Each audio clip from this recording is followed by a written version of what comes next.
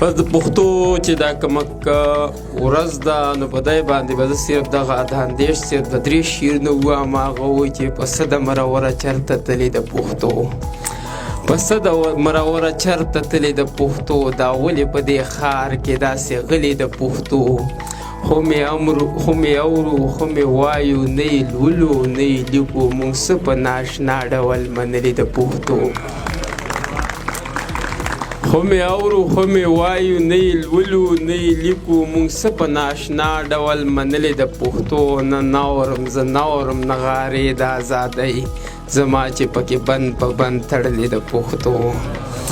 او دغه خپل نظم به ووایم په امن باندې چې سره د سپین بیرغه دې کوڅو کې په خندا شه، سره د سپین بیرغه دې کوڅو کې په خندا شه، او د امن داویداره پښتونخوا ته خو لږ راشه.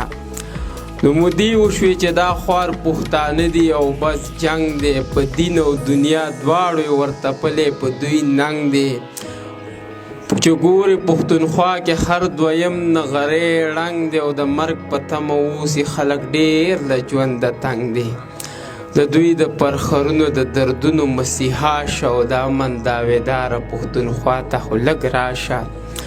او لږ راشه د پښتون خوار زندګي خو صرف وینه، په خپلو وسایلو یې پابندي خو صرف وینه، پرته ورته مرۍ کې تیزندي خو صرف وینه، او مانځي چې دا د نوم مانځي چې تش د نوم د ازادي خو صرف وینه.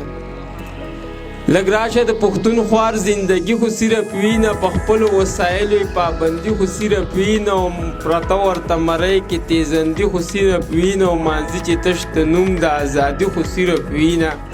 خبرې د دې ستړي ژوندانه په مدعا شه، او د امن داویداره پښتونخوا ته خو لږ راشه.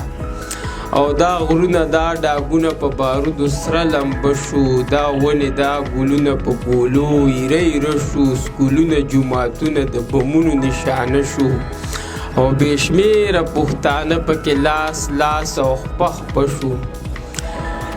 د وخت ظالمانو په دې ظلم لږه ګاشه، او د امن داویداره پښتونخوا ته خو لږ راشه.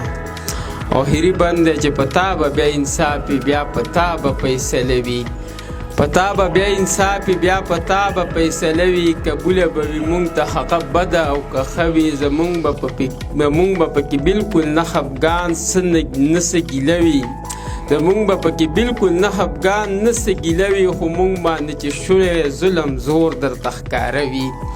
او تر سترګې پټې که حق ووایه ګویا شه، او د امن داویداره پښتونخوا ته خو لږ راشه.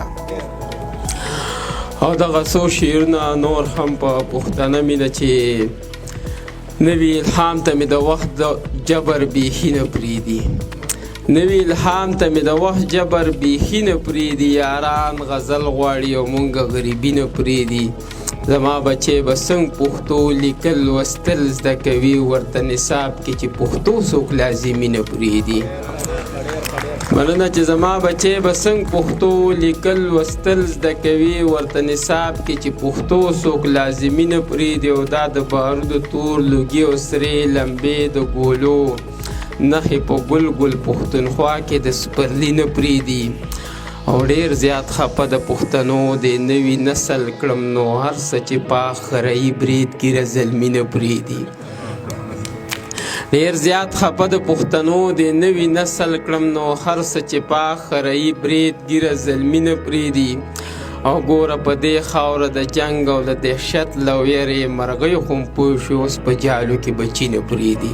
یو جهان مننه.